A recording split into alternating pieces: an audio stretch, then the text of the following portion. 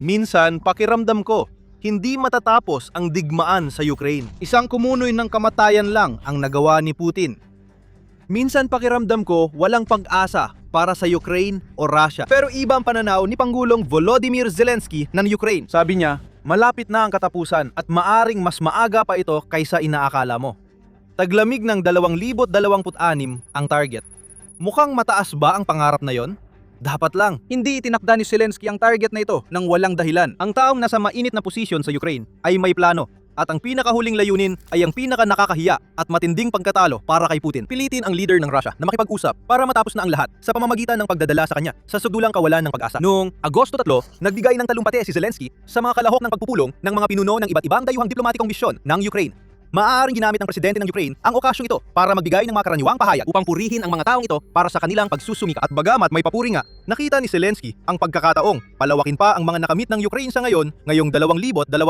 Sinabi ni Zelensky na sa tulong ng mga nagtipon sa harap niya, posibleng wakasan ng Ukraine ang digmaan laban sa Russia pagsapit ng katapusan ng taon. O baka mas maaga pa. Sinabi ni Zelensky, sa karamihan na pagsisikapan nilang mangyari ito bago magtaglamig, ngayong taglagas. Bagamat nilagyan niya ng babala ang pahayag na yon, na nauunawaan natin kung sino ang ating kinakaharap at umaasa si Putin na patuloy pang pahabain ang digmaang ito. Dapat gawin ng Ukraine na mawalan ng pag-asa si Putin at imposible na niyang mapangatwiranan ang digmaan kahit sa sariling mamamayan o sa mundo dahil sa laki ng gastos nito sa Russia. Dapat wala ng ibang opsyon si Putin kundi ideklara ang kapayapaan at harapin ang kahihiyan ng sarili niyang kabiguan.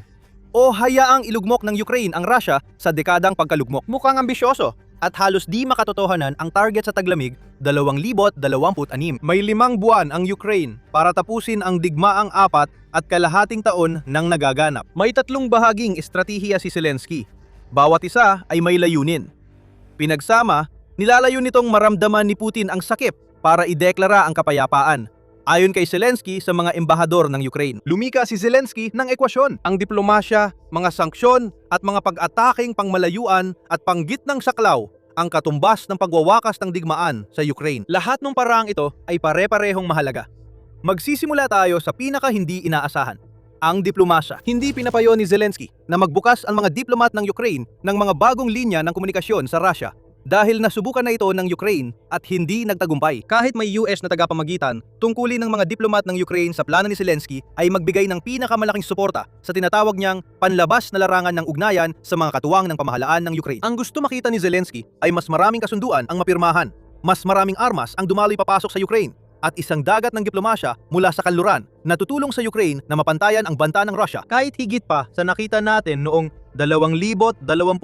Prioridad ni Zelensky sa planong ito ang Winter Aid Package. Hindi lang ito soundbite, kundi realidad. Ayon sa kanya, dapat may malinaw na listahan ang punong ministro ng Ukraine ng mga kailangan ngayong taglamig at kung sino sa patakarang panlabas. Dapat maghatid ng bawat partikular na resulta, supply o mahalaga at walang pag-aalinlangang agarang desisyon para sa Ukraine. Ibig sabihin nito ay isang malinaw na listahan ng mga pangangailangang pinansyal, isang malinaw na listahan ng kagamitan, mga particular na mapagkukunan, mga particular na pangangailangan ng ating mga komunidad, at ang mga kasunduang pampolitika na kinakailangan upang matiyak ang lahat ng ito ayon kay Zelensky sa mga dumalo. Sa madaling salita, nagsisimula ang diplomasya mula sa itaas. Kailangang malaman ng Ukraine kung ano ang gusto nito bago nito makuha ang mga uri ng kasunduan na pinaniniwalaan nitong maglalagay ng tamang presyon kay Putin.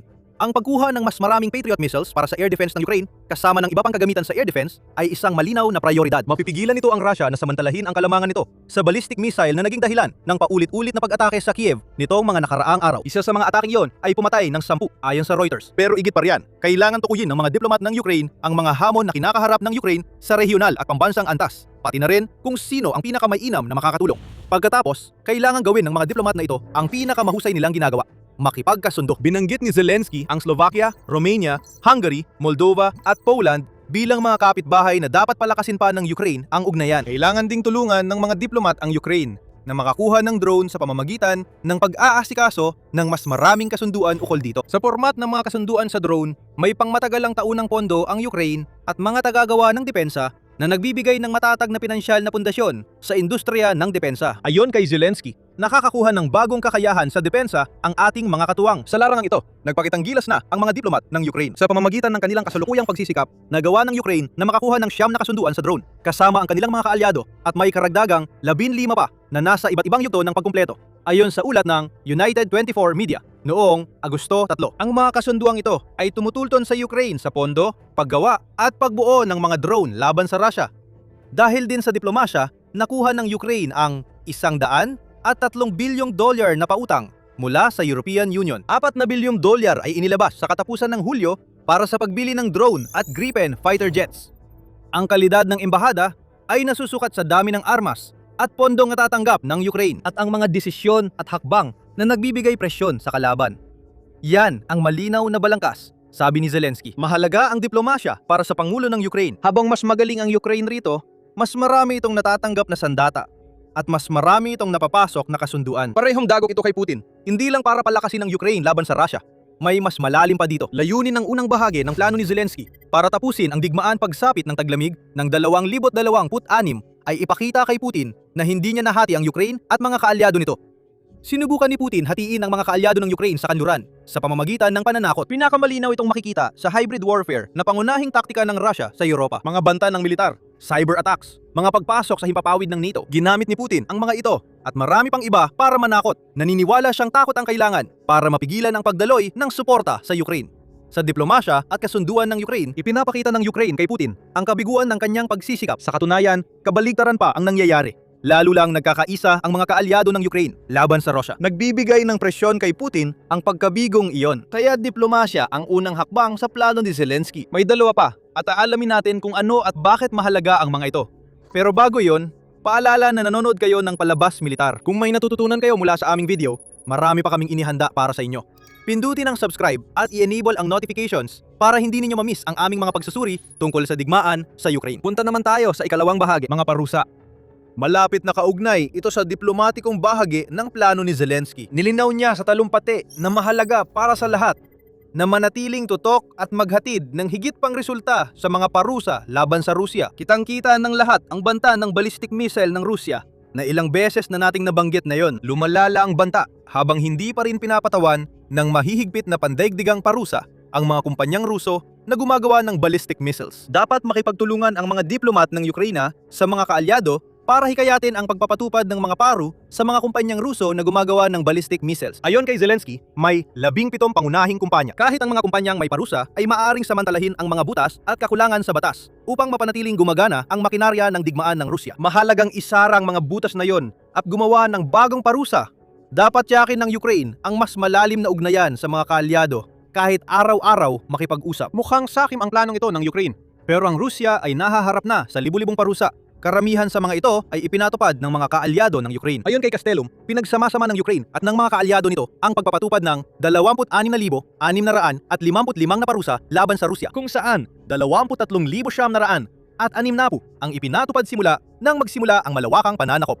Ang US ang may pinakamalaking bahagi na may 6,400 at 41 na parusa. Malaki rin ang ambag ng Canada, Pransya, Suwisa, UK at Unyong Europeo na may libu-libong parusa na kaugnay sa bawat isa. May paparating pangdagdag na parusa laban sa Rusya. Noong Hulyo 23, inaprubahan ng Konseho ng EU ang ika-21 nitong pakete ng mga parusa na tumatarget sa 48 individual at 170 entidad sa Rusya. Binigyang diin ang sektor ng enerhiya ng Rusya, pati na rin ang cryptocurrency at serbisyong pinansyal. Inusad na ng Senado ng US ang matagal ng naantalang panukalang parusa laban sa Rusya na iminungkahi ni Lindsey Graham sa unang yugto ng pag-apruba. Marami pang kailangang gawin upang makabuo ng batas na magbibigay kapangyarihan sa US na magpataw ng mga sekundaryang parusa laban sa mga mamimili mula sa Rusya. Ngunit isa itong matibay na simula at kung sakaling maging batas ang panukalang ito, malaki ang magiging epekto nito sa pagpapahina sa Rusya dahil mailalagay nito sa alanganing posisyon ang mga mamimili ng langis nito. Naiintindihan namin ang argumento na humihingi pa ang Ukraine ng dagdag na parusa para sa dagdag na parusa kahit marami nang umiiral. Pero may dalawang sagot dyan.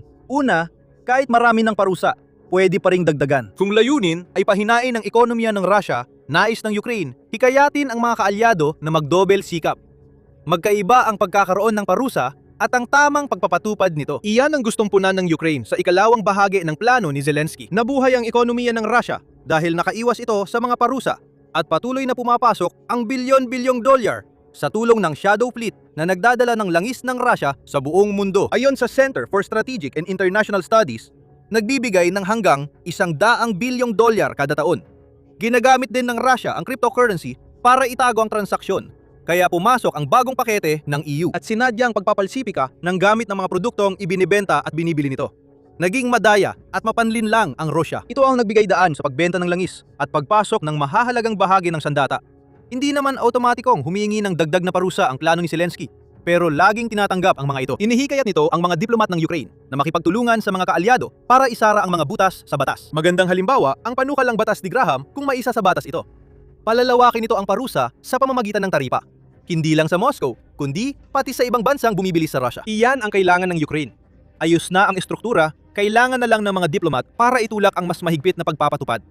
Simple lang ang layunin ng bahaging ito. Pilitin ng Russia na maghanap ng pondo para sa digmaan ni Putin. Ang pag-alis ng pera mula sa pondo ng Kremlin para sa digmaan ay nangangahulugan na kailangang maging mas desperado si Putin sa paghahanap ng mapagkukunan ng pera. Malinaw ang desperasyon na iyon. Sa Hulyo, ibinaba ng sentral na bangko ng Rusya ang batayang antas ng interes sa 14%.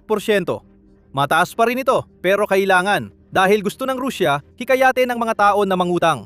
Hindi ito gagana. Nagkakaroon ng panik sa mga mamumuhunan habang bumabagsak ang stock market ng Rusya at nagmamadaling takpan ng Finance Ministry ang lumalaking deficit sa budget at bayarin sa utang ng gobyerno. Ayon sa Moscow Times, tinatayang aabot sa $100 bilyong ang kakulangan sa dulo ng taon. Higit sa $47.7 bilyong na inaasahan ng Rusya. Marami ring maliliit na negosyo ang nagsasara sa Rusya sa record na dami. Noong unang 3 buwan ng 2026, nagsara ang 200,000 maliit at katamtamang kumpanyang Ruso. Nalalapit na rin ang krisis sa pagbabangko sa Rusya dahil sa hindi nababayarang utang. At muling tumataas ang inflasyon, umabot ng 6% noong Hunyo, matapos bumaba sa pinakamababa nitong 5.3% noong Mayo. Nasa bingit ng pinansyal na krisis ang Rusya. Layunin ng ikalawang bahagi ng plano ni Zelensky na itulak ang Rusya sa krisis at wakasan ng digmaan bago taglamig. Sa wakas, dumako tayo sa ikatlong bahagi, ang mga pag-atakeng malayuan at katamtamang layo. Mas marami pa nito ang kailangan na yon dahil bawat pag-atake ay may epekto sa ekonomiya ng Rusya, sumisira sa kanilang makinarya ng digmaan sa mga lugar na inaakalang ligtas, at nagdudulot ng mas maraming kaswalti sa puwersa ng Rusya. Hindi natin masisiguro kung kailan magtatagumpay ang lahat ng diplomatikong pagsisikap natin sa ngayon. Kung kailan ang mga long-range na parusa ng Ukraine laban sa Rusya, ang ating mga mid-range na pag-atake at lahat ng parusang ipinataw ng ating mga kaalyado ay lilikan ng antas ng pagigipit na kailangan upang mapilitan ang Rusya na pumili ng kapayapaan bilang tanging opsyon. Sabi ni Zelensky, hindi siya nagkakamali, maaring pumalpak ang 3 hakbang. Pero kung gagana ang mga ito, kailangang mas malaki, mas malayuan, at mas mabisa pa ang tuloy-tuloy na pag-atake ng Ukraine kaysa dati. Ginagawa na ni Zelensky ang lahat para mangyari iyon. Habang nag-uusap tayo, malapit nang matapos ang Ukraine sa 40 araw na kampanya ng mga pag-atakeng malayuan at katamtamang layo sa piling target para impluwensyahan ang agresor at pilitin itong tapusin ang digmaan. Hindi magpapahinga ang Ukraine kahit matapos ang 40 araw na pag-atake. Nung huling bahagi ng Hulyo, sinabi ni Zelensky na may bagong listahan ng prioridad na target ang Ukraine. Malamang sisimulan na nilang tamaan pagkatapos ng 40 araw na kampanya. Malinaw ang mensahe. Dapat sunod-sunod pumasok ang drone sa Russia at mga sinakop na teritoryo. Nung 2026, na mayagpag talaga ang ganitong klase ng mga pag-atake. Umabot na sa 52 rehiyon ng Russia ang mga drone ng Ukraine sa unang 7 buwan ng taon. Ayon sa United 24 Media, tinamaan ng Ukraine ang 36 na rehiyon noong 2025, kaya't ang 52 ay malaking pantaas. Pinatitibay nito ang kwento ng Ukraine na wala ng ligtas sa Russia ngayon. Simula 2026, halos 200 ulip nang tinamaan ng drone ng Ukraine ang mga refinery ng Russia. Ang pinakatampok ay ang higit 2,500 kilometrong pag-atake sa Omsk refinery ng Siberia. Umabot sa hanggang 70% ng mga rehiyon ng Russia ang napilitang higpitan ang bentahan ng fuel. Sa mid-range na bahagi, madalas at malakas na tinamaan ng Ukraine ang 700 kilometrong RR-200 at 80 highway na nag-uugnay sa mainland Russia papuntang Crimea at sa mga timog na rehiyon ng Ukraine. Tumaas ang buwan ng pag-atake sa kalsadang yon mula wala pang 20 noong Enero hanggang higit 130 nitong Hunyo. Dinala ng Ukraine sa dagat ang labanan-laban sa Shadow Fleet na nagsusuplay ng langis at iba pang supply sa Crimean Peninsula. Sa 3 linggong kampanya nitong Hulyo, tinarget ng Ukraine ang 200 at isang Shadow Fleet na barko sa Black Sea at Sea of Azov. Sa likod ng mga linya sa sinakop na Ukraine, palaging lumilipad ang mga drone upang sirain ang logistika ng Russia at pahinain ang mga opensiba nito sa unahan. Malaki ang naging papel nito sa pagkawala ng record na 42,860 sundalong Ruso noong Hulyo. Epektibo ang long at mid-range drone attacks. Kaya nananawagan si Zelensky ng mas marami pang ganitong pag-atake bilang ikatlong bahagi ng kanyang estratehiya. Tungkol naman sa kung ano ang naidudulot ng mga pag-ataking ito, ang mahalaga ay ang pressure na naipapataw kay Putin. Hindi pang ekonomiya ang pressure, kundi panlipunan. Nilalayon ng Ukraine na ibalik ang digmaan kay Putin sa Russia para maibaling ang suporta ng mga tao laban sa kanya. May dahilan kung bakit nagkaroon ng pinakamabilis na pagbagsak ang approval ratings ni Putin mula nang magsimula ang digmaan. At ayon sa survey ng Institute of Conflictology and Analysis of Russia, noong Hulyo, 81% ng mga tinanong ay gusto ng agarang wakas sa digmaan sa Ukraine. Pagod na rin sa digmaan ni Putin ang maraming Ruso, katulad ng mga Ukrainian, lalo na't nagkakaproblema sila dahil sa long-range drone. Narito ang tatlong bahagi ng plano ni Zelensky. Sama-sama, ang mga bahaging iyon ay nilalayong ilagay si Putin sa sitwasyong wala ng praktikal na alternatibo kundi ang kapayapaan. Sabi ni Zelensky, layunin nilang gamitin ang tatlong estratehiya para mapilit si Putin makipag-usap pagsapit ng taglamig 2026. Para mangyari yon, kailangan nating makakita ng mas marami pang kasunduang mabubuo, mas maraming sanksyon na ipinatutupad, at mas maraming drone na lumilipad. Kaya ng Ukraine ang lahat ng ito. Pero may malaking tanong na dapat sagutin. Gagana kaya ang plano? Maaring alam ni Zelensky na kinakaharap ng Ukraine ang isang baliw na obsessed na itinuturing ang kapayapaan bilang kabiguan. Sabi ng Pangulo ng Ukraine na hindi tiyak kung gagana ang plano dahil doon. Habang nag-uusap tayo, may bulong-bulungan na naghahanda si Putin na magmobilisa ng 500,000 sundalong Ruso. Malamang pagkatapos ng State Duma elections ng Russia sa Setyembre. Hindi yan gawain ng diktador na nag-iisip ng kapayapaan. Gayunpaman, iyan ang klase ng bagay na gagawin ng isang desperadong tao na walang magawa tungkol sa bilang ng mga nasawi sa Russia na lumalagpas na sa kakayahan nilang mag-recruit ng mga voluntaryo. Kung magmomobilisa ang Russia, haharap si Putin sa matinding pagtutol na maaring magwakas sa kanyang pagkapangulo. Sa pinakamababa, magdadagdag pa ng pressure ang pagtutol na yon. Kapag pinagsama ang tatlong bahagi ng plano ni Zelensky na layong lumikha ng pressure, posible talagang hindi na panatili ni Putin ang kanyang posisyon sa lalong madaling panahon. Ang malapit na ay pwedeng ibig sabihin ay taglamig 2026. Tanging panahon lang ang makapagsasabi. Kung mabigo man ang plano ni Zelensky, hindi pa rin ito matatawag na tunay na kabiguan. Maaring hindi magdeklara ng kapayapaan si Putin. Ibig sabihin, sa pagtatapos ng 2026, mas malakas na ang Ukraine kaysa sa simula ng taon dahil sa planong ito. Panalo-panalo ito para sa Ukraine sa isang banda. Umasa si Zelensky Na magbubunga ang pressure na ito. Malaking pressure na ang naranasan ni Putin. At marami pang paparating. Hindi lang Ukraine ang naglalagay ng pressure. Dumarating na ang mga batikos sa digmaan ni Putin mula sa mga hindi inaasahang tao.